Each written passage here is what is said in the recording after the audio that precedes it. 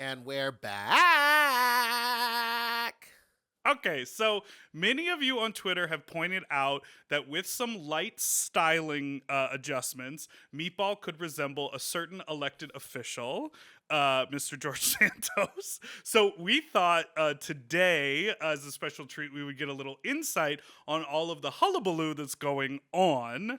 Mm-hmm. So we have a special guest. This is an actual journalist. I know a A lot of our real journalist, listeners everybody. a lot of our listeners think that our commentary is fact-finding and journalism, but it is not. So please welcome, I dare say, a George Santos expert. This is Marisa Kabas. Hi. Hi. Hi, how are you? I'm doing well. I'm so excited to be here. This is definitely the most fun thing I've gotten to do so far this week. Okay, not being on national television, but just being on our weird little podcast. Being on Zoom. Well, I get to, sit here in leggings and, not. Smart. There it is. So, Marisa, you're a columnist at MSNBC, and you have recently become like one of the more knowledgeable sources at the nexus of all of this George Santos news that just kind of seems never ending. So, can you give us like bullet points on this story? Like, how long has the world been aware of George Santos, and how many lies has he told? Yes. Well, the number does not exist. The number of lies he's told. We'll never know the real number. But as far as how long we've been aware of him, it sort of depends where you are and who you are. But the basic timeline is that he first ran for Congress in 2020 to represent part of Long Island and Queens in New York. He lost by a pretty healthy margin. And then he ran again in 2022. And he somehow managed to win. And everyone was very surprised because the area that he ran to represent is a very purple area, but like Biden won it. And, it had always been represented by a Democrat. And then all of a sudden, this guy, George Santos, wins. And everyone's like, who the hell is George Santos? Like, where did he come from? And so people started doing more digging, which is something that you're supposed to do before the election. Right. But we did a little backwards here. And I'm from his district. I grew up there and my parents lived there and some of my best friends still live there. So that's why I'm so obsessed with it. Yeah. I'm a Long Island girl. I tried to get away from the roots, but you can't can't run and hide from the roots. And so even though I'm in Brooklyn now, I'm still so obsessed with things going on there. And so he was exposed as this giant liar and fraud in a December 2022 New York Times piece. And in the months since then, it's just been bomb after bomb after bomb, us finding out that he is not at all who he presented himself to be. And I was watching something that you did an interview on TV, very fancy guest we get here at Sloppy Seconds, where you basically said his lies are this sort of like a creation of an avatar of what would get someone elected. So what are some of those lies that sort of maybe hit with voters in that district? Yeah, so he's like this Frankenstein's monster of a Long Island douchebag. And he's a finance bro. And the qualities I'm saying are he's not actually, these are what he purported to be. Okay. A guy who's very successful in finance. You can find a lot of those on the North Shore of Long Island. He had sort of his grandparents and parents had like an immigrant story. He claimed to be Jewish. It's an incredibly Jewish district. I am Jewish. All my friends from home are Jewish. And he even claimed he had a Holocaust survivor lineage, which is also, I have that actually in my family. So I was like, yeah, no, I get it. Like he's trying to be me. Well, I'm not a finance bro, but driving a nice car. He said he drove a Mercedes and he, college educated and he was a college athlete and just trying and dressing the part, wearing like 17 layers of shirts. And he just like, he wanted to present as this really successful person. And all of it's a It's lie. just so insane that it's all a lie. Like, he lied about what college he went to. He lied about being a part of like a volleyball team. That was how he got into the school. He never went to college. He never went to college. Like, how are we supposed to trace? Yeah, I know that's the craziest part. He never went to college, and he lied about going to 2 different colleges. But how are we supposed to figure out who he really is? He also had like other names that he was using. Yeah, he's had many aliases. As far as I understand it, his legal name is George Anthony DeVolder Santos. And so Okay. he has a number of names to begin with, but that's not unusual. And he's Brazilian, so especially like Mm, South American names, a lot of times people have both their mother's and their yeah. father's last name, family names. So that's fine. But he has used different permutations of all these throughout his life, and like that's just not a normal thing that normal people do. He's been Anthony DeVolder, he's been Anthony Santos, he's been George DeVolder, and then also he was at one point George Zabrowski, like when he wanted to sound more Jewish. It's just Right? it's insane. He's worse than a drag queen that can't change their name. You know what I mean? And I remember when I first saw images of him, and Sis, she you know, slays. yes, we were all like, drop the skincare routine. Yeah. Like, what? Like, he's openly gay, right? Yes, And that's the part of that's the only true thing we know about him. Okay. So, basically, all these lies are, great fodder for Twitter, a lot of good talking points, whatever. But I feel like, the queer community really started to pay attention to this when the drag narrative appeared. And were you instrumental in like breaking that part of the story? I was, and it's one of the weirder parts of history to be a part How of. did it happen? How did this happen? So, like I said, I've been very, very obsessed with this story You for have the a last. newsletter. I have a newsletter. Yes, it's called The Handbasket, but I've started doing a feature called The Daily Santos for the last few weeks. As sort of a dare, someone was like, "You should do a daily newsletter." I'm like, honestly, I have so much useless knowledge in my head right now. I might as well share it with people, and everyone's really It's into it. genius. He's the man of the hour. So I am constantly just like searching things on Twitter, different name searches, different combinations of terms. And I happened to see a screenshot of the photo of him in drag that a drag queen from Brazil had posted. And, people post all sorts of fake stuff on the internet. So Yeah. you have to make sure it's legit. So I reached out to the drag queen who had supposedly posted it, and I saw her account, and there it was. And so I got on the phone with her, but she doesn't speak English. She only speaks Portuguese. Oh, wow. So I was like, I have this scoop and I want to break it, but like I can't communicate with her. So luckily I have a very good friend who speaks Portuguese. She's from Brazil. So Oh, she my gosh. got on the phone with us. The three of us were on the phone, and my friend translated for us as this is like about to break everywhere. And I was like, we have to get it first. We have to do it. And so I verified all this information from, her name is Eula Rochard, the drag queen from Brazil. She's very well known in her town. And the story I tweeted it and it completely exploded. It's huge. I love that you did a modicum of research and proved it all right, and the entire Republican Party couldn't do anything to figure this man out. Or the Democratic Party. Or the Democrat. No one knew. Truly. So, That's incredible. And just out of curiosity, did you break it on your own Twitter account, or did you submit it and it got like published through, a news organization? No, just on my own Twitter account. I've worked for different news organizations, and I've been a freelancer for a while now. And I just knew I couldn't afford to wait and try to get someone else's Yeah. permission and kind of sell it to them. I said, I have this. I know what I'm talking about. I feel good about the source. Yeah. And so I'm just going to tweet it. And I knew that I would have my newsletter coming out. So I put the full interview with Eula in my newsletter. So I teased it in the Twitter thread and got, a ton of new subscriptions for it. But the first tweet in the thread, it was everywhere. yes, It's incredible. I even shared it. It was so funny. But it's just crazy to think that like it's the biggest news. It was like parodied on SNL. It's been on like every late night show. Like even Harvey Guillen played him on one thing, which is a former guest of the pod. But no one's really talking about it in politics. right now. It doesn't seem like. It's very sensitive, I think, especially because drag has become a political Yeah. issue. Yeah. And I think that no one knows how to talk about it. And to that end, I think other journalists had known about this story before I did, and they didn't want to publish it because Oh. they didn't know what to do with it, and they didn't know the right way. And I think that more traditional news organizations are really skittish about this sort of thing, and they didn't want to be seen as outing him or as Mm.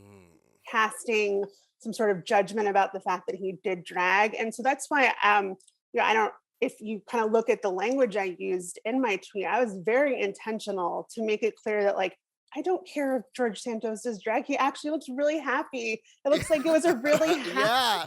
All the videos, he looks like he's having a great time. Living his life. Yeah. It kind of like bummed me out in a way. I was like, George had a nice thing going in Brazil. Like, he had a good life. He was very happy. Now he seems pretty miserable. Yeah. So I was very clear to be like, it's cool. Like, have fun, George, but don't align yourself with people who are actively wishing harm and sending violence to literal drag shows all over this country.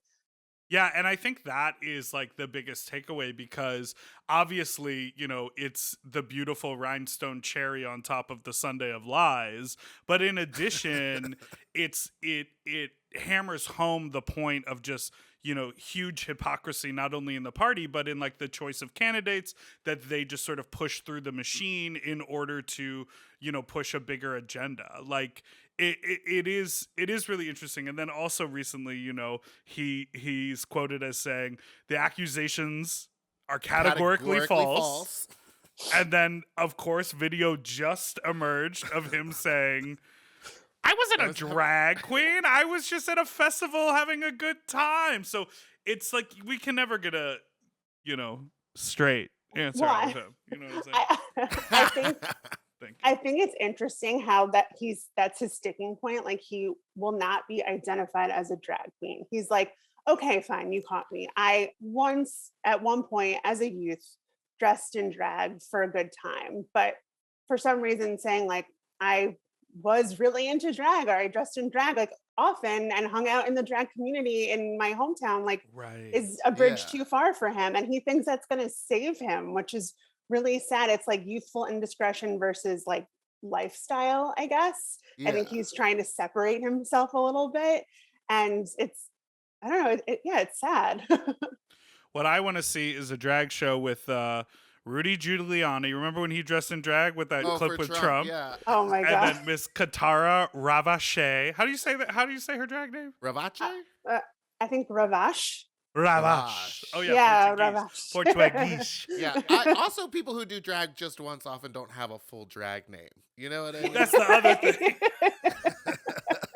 Yeah, it takes you a couple tries and then you gotta pick. If it's just a one-off, you normally just sort of like feminize your pre-existing Georgina. Exactly. Or Antonia. Incredible. It would be amazing if his drag name was just like Georgina Antonia. Yeah. Completely. So, Meatball, how do you feel? Because I mean, we're looking at it right now. I see a very nice resemblance, and a lot of people are doing bits. Are you going to explore this as a live show fantasy? What do you think? Well, the day that you tweeted that tweet, I had a stand-up show that evening. And so you confirming that it was real, that's like all we talked about for like 5 to 10 minutes. It was like the whole thing. I was like, thank God it's confirmed. What an honor. It came out, yeah, it was so fun. I think I will be doing some George Santos bits. You got the look. You look really good. I also want to did you see with Jan, the drag queen Jan did one? Oh, yes. Uh-huh. She put the blush on in just the right way. And natural brow. Don't overpaint the brow. It's the natural brow. It's right here. It's right there. It's so good. And I'm just saying, as someone who's spent an inordinate amount of time staring at George Santos's face, like, you look good. You look really good. Now, what do you think is next for you? Are you going to try to maybe get a one-on-one? I would love to see that. I would love to get you in contact. I would die for that. I would love to just chat with George, Anthony, Katara, whatever, and just kind of like look him in the eyes and see like kind of what's going on there. I think I'm a pretty good judge of character, and my mom's a therapist, so I learned to pick these things up. Basically a therapist myself. And yeah, it would be very humbling to sit across from him in person and kind of get his vibe. I am not necessarily a good judge of character. What I see, especially when there were those videos from the house floor where he was like trying to get inside the conversation and everyone was sort of, I just see someone who is like, a ball in a pinball machine, sort of bouncing around, trying to find anyone that'll hold on to him, anyone that'll give a little bit of validation. It doesn't seem maniacal to me. It doesn't seem evil to me. Personally, maybe that's giving the benefit of the doubt, but I just see like a lost person who's just looking for a home. I just hate that the home he's trying to, latch onto feels evil and maniacal. You know what I mean? Right. He has been doing this, as far as I can tell, a very long time. Yeah. And it's been mostly in private. So it hasn't caught up with him because, if someone calls him out, he just, like say a veteran with a disabled dog calls him out, he just, stops responding and doesn't have to deal with it ever again. And now he has this whole country of accountability and he has no idea what to do with it. But it is interesting to me, like I would say the video of him at the airport saying like, yeah, I dressed in drag, that was the most flustered I've ever seen him. Yeah. But for the most part, he seemed like pretty calm. Like in a really creepy way. In all the videos of him walking through hallways where people are like storming him, asking him questions, he seems so relaxed. He's just like talking to whoever's next to him like at a normal volume, like nothing's going on. Maybe it's the Botox. Well, maybe it is. I feel like he's lied himself into a corner where it's gone so far that to resign would be to admit. And so he'd rather just take a lashing than admit that he was ever a liar. Yeah, I don't know. Someone like him can't even admit that they're a liar because it's just who they are. So that's the life he's built for himself. And I don't think he even knows who he is anymore. Like even the story about college and playing volleyball, he was pretending to be his old boss. Like that was based on a real person. Right. So he just sort of absorbed their narrative. Yes. He's like, oh, that guy from Brazil was successful and he went to Brute College and played volleyball. That's an easy one to just sort of, I don't need to be creative here. I can just, glom that whole thing. And so he's just jumps from one lie to another and it's catching up with him. And I think the only thing I think about is just like with this level of scrutiny that he's never had before, like, I don't know, you worry about someone in that situation. Mm-hmm. Like it's a little worrisome, but he got himself into this position. So it's sort of like, we should call it out. We're allowed. 100%. Absolutely. So before we wrap up, do you have a favorite lie? Favorite lie?